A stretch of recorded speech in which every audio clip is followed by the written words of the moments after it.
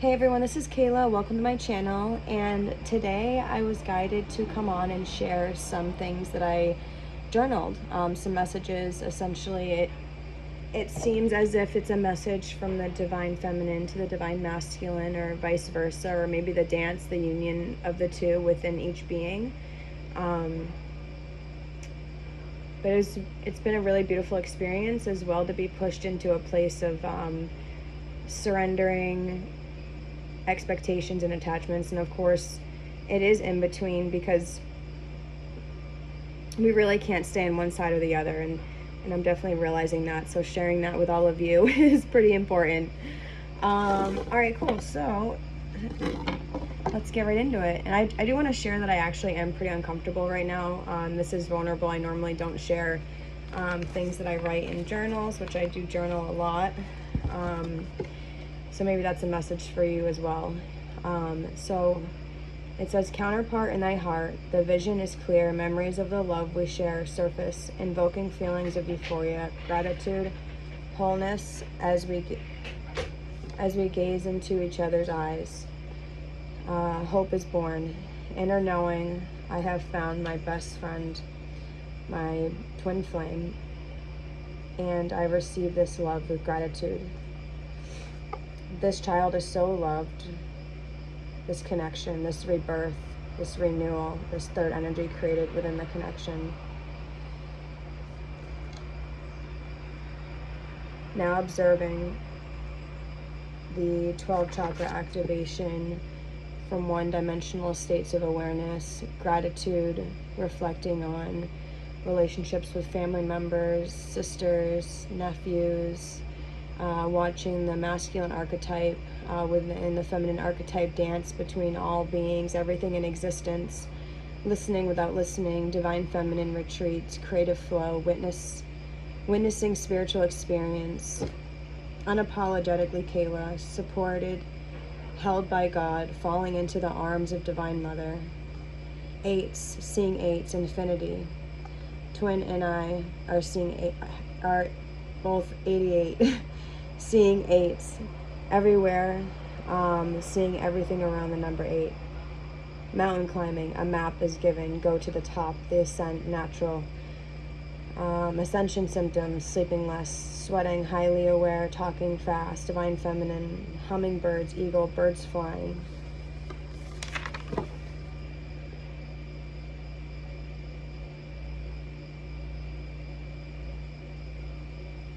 Divine masculine retreat, guided to release any attachments around twin, be open to other masculines, be open to perhaps releasing any form of incarnation, with also knowing that in the heart and trusting and having discernment in thy heart.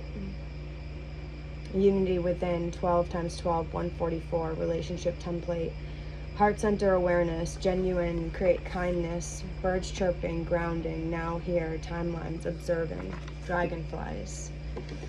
Forgiveness in thy heart, forgiving masculine, tapping into masculine within, allowing the masculine within to express one's. So now it is shifting into more of the dance. So it does start off with the feminine, then it shifts into this dance between the two. Allow the masculine within to express one's 0 point. I forgive the masculine.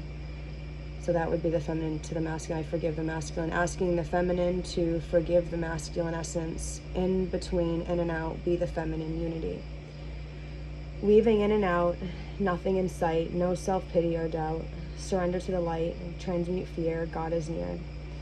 God is you, God is me, holy fire burning bright. That's all I see, awareness, rise and fall. Holy center, heart center, beating, retreating, allowing, listening to the call, silence, being in silence.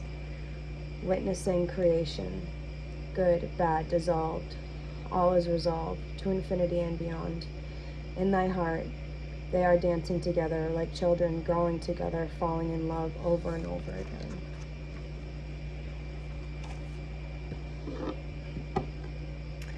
And then I just saw 4:44 on the clock for that, so yay. All right, so what is the core energy of the masculine? energy within the entire collective. You're the ones tuning in. The core energy, the masculine. Got the 5 of Cups. So the divine masculine is, this is why the divine feminine is being asked to forgive, because in the masculine archetype within all beings, it seems as if there is this pattern around, or like guilt and shame around, like the abuse around the feminine energy, in essence, over how many years. So it's not really about the individual. It really is, if you notice, all the masculine energies within everybody is experiencing this. Another core energy card, please, for the divine masculine. We got the 4 of Wands and guidance, participation. So this is the 3 of Pentacles, and then the 4 of Wands. This is the divine counterpart card. And then listening to the inner guidance, the soul, the destined connections, soul contracts for one-dimensional state of awareness. Listening to the guidance. The divine masculine is listening to the guidance in regards to the connection. There's like a deep letting go of past pains within the emotional body. So what is the core energy for the feminine? Again, this is as within, so without, in between. So we have the 7 of Swords. So the feminine is going through releasing, already is so, even though these masks aren't reality. It's showing the feminine to go in the other direction, like, hey, it's actually this way, or hey, you know, the divine's this way. Releasing masks around spiritual ego, around thought forms, around feeling like she's the victim and feeling betrayed, and blaming the masculine for,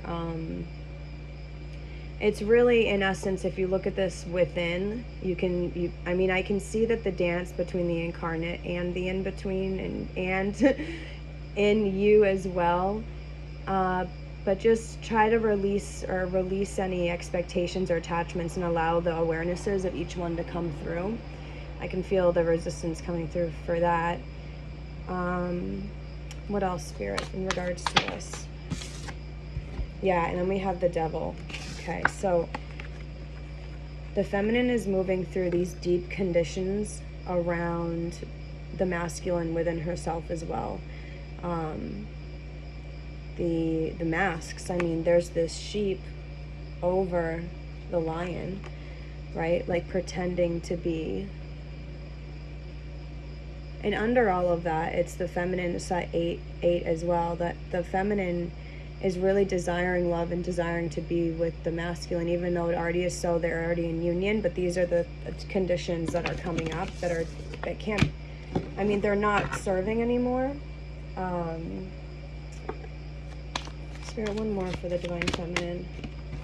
Yay. So we got the High Priestess, the inner voice, because that was a little bit dense. We have the 7 of Pentacles, and then we have the King of Wands. So the divine feminine, in regards to this connection, in regards to the entire, well, it is the entire existence, because when the feminine looks around, it's actually more like watching the dance in all relationships, and that is, in essence, releasing any sort of attachment. But the feminine is listening to her inner voice, and sitting in silence and patience, and listening, and also allowing the masculine to come through here with this King of Wands. This also is the Source card.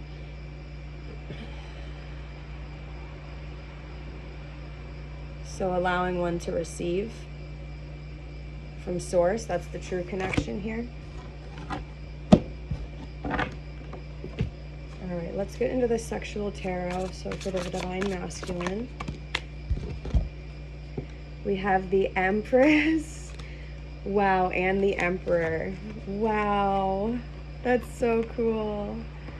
So the divine masculine is very much aware of the connection and the purpose of it, you know, the shift and the templates, the however you would like to perceive it, it's all beautiful. They're all gifts. Seeing all the awarenesses is the gift. 1010, as I said that.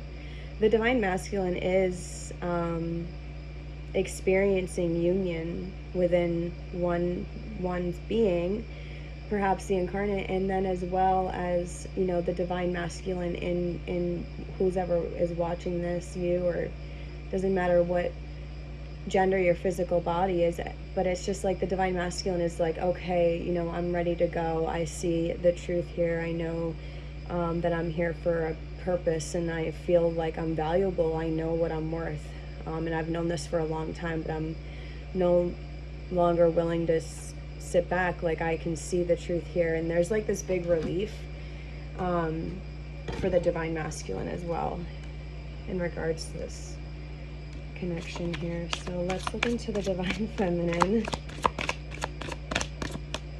The divine feminine. Oh wow, so we got the Star, and then we got the Nine of Cups. 11, 17. So the divine feminine is experiencing the same thing. There really is this beautiful dance and mirroring that's going on. They're just weaving in and out, dancing. It's so beautiful. It's just like painting or witnessing, observing. But the divine feminine is allowing, she's really admiring.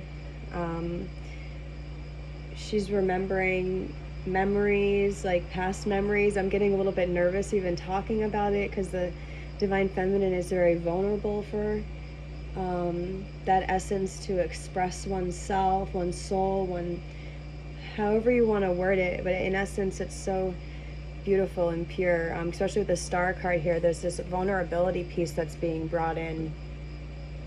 The release of these masks actually is what's happening with this inner voice card and the Star card here, right? Then we also have the King of Wands, the masculine energy coming through here for the feminine, right? And that's why all this is coming up to surface, to be cleared. It already is cleared in essence, already is so.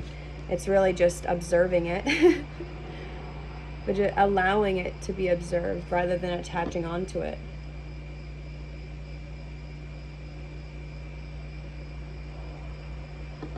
Everything you've ever wanted wants you. It's like what you are seeking is seeking you.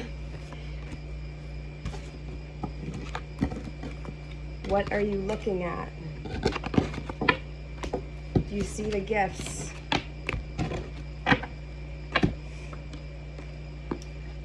Let's pull one Rumi card.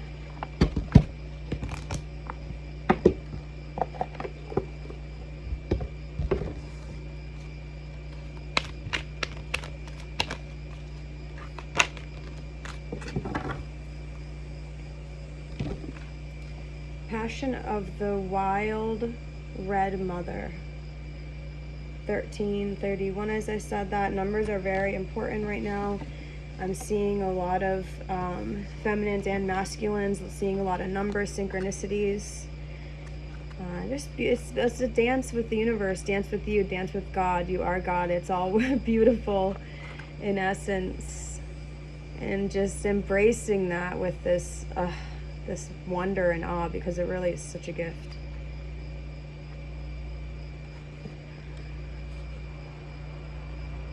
Don't ask the conscious ones about the wine. Behold the glowing effect of it in the eyes of drunks. Bring me your unreasonableness, your insanity, your love without reason, and your passion. The passion that makes you crazy and shoos all logical restraints from your mind. Leave your ordered thoughts, sensible plans, and appropriate attire at my door. Put on your animal fur and sing to me in the gibberish.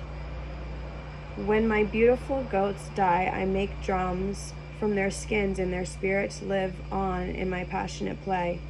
When my birds drop their feathers, I gather them and put them in my hair. Come drum with me as I place feathers in your hair, and we honor the spirits of my animals. Of your animals, nature too, wild and free as you are in truth. Stick your tongue out and growl at those who try to tame you with guilt, shame, and fear. Do you think I give a damn for any of those silly games? Those games of reason and logic? Of course you should do it this way, they say. It makes sense. But I care not for what makes sense. I care for what brings you alive. You, O blazing angel, are being invited by the wild red mother to participate in a dance of divine passion. You may be an activist, a poet, an advocate for justice, or a writer content in your own words of dreams, or perhaps you are a healer devoted to the liberation of the suffering of others and hungry to commune with ancient wisdom. Perhaps you are all of these, or some other exquisite amalgam of holy energy and form. Whatever your nature, there is passion in your heart. A fire for something more beautiful than fear that can become the fuel for your life journey. If you accept the invitation of the wild red mother, of course. This is the invitation to lay aside despair, to lay aside doubt in the capacity of the human heart, even your frustration and impatience. It is time to quit whipping yourself and others, no matter how noble the intention behind the whip may be, and start dancing instead. Will you join her, the wild red mother, in her exuberant play? You can choose to lead through joy, to heal through love, to transform suffering into what is meant to be. The crucible through which ecstasy reveals itself. You do not have to analyze to stay in the throat's process in ordered stages. You can just choose this passionate path now, if you wish. You are ready. It is open to you. Will you accept it? It takes a great spirit, one with much practice of studied rebellion, to be ready to cast off the shackles of society from a place of loving defiance rather than fearful anger, and to playfully say to the world, I have tasted your stale bread and underdeveloped wine and have had quite enough now.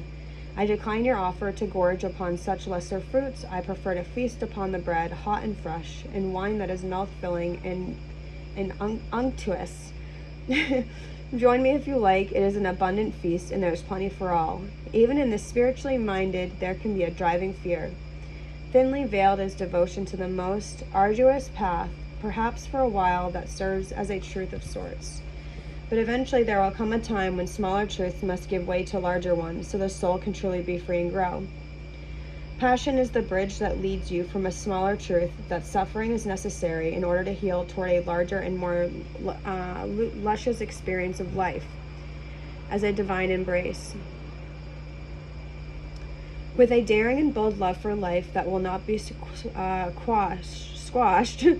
that wild mother speaks to you now. You can choose passion over fear time and time again. So I invite you to paint the whole world red with me, with passionate nature. Let us laugh and change the world. This oracle comes to you with a message. It is a big cosmic yes. It is also an invitation to let go of suffering and struggle, not with regret or shame, but with gentle acknowledgement that it has had its purpose. It now has a bigger purpose, that of passion, which calls you to engage in the embrace of life with more abandon than ever before. Now is the time to let go of belief systems and needing to know anything. It is time to trust in the beating of your own heart and in the people, places, and experiences that truly move you, whether it makes sense or appears to be logical or not. This oracle also brings you guidance. You have divine permission to do something ridiculous. Be ridiculous in your own mind for your age or career path or some identity or version of yourself you or another hold. The more ridiculous or inappropriate it seems, the more it moves you from your heart without rhythm or reason. Oh, rhyme or reason, but I said rhythm. I see dancing. This is not about hurting people or behaving without moral code. It is not about childish, indulgent, and questionable justification for letting the ego misbehave. It is not about the ego at all. The wild red mother eats ego for breakfast. This guidance is about listening to the truth of your heart and allowing your soul to throb with aliveness, making that more important than any restriction, opinion, judgment, or fear the mind, yours or that of others, could summon. Wow. I love you all so much. Peace, much love, and namaste.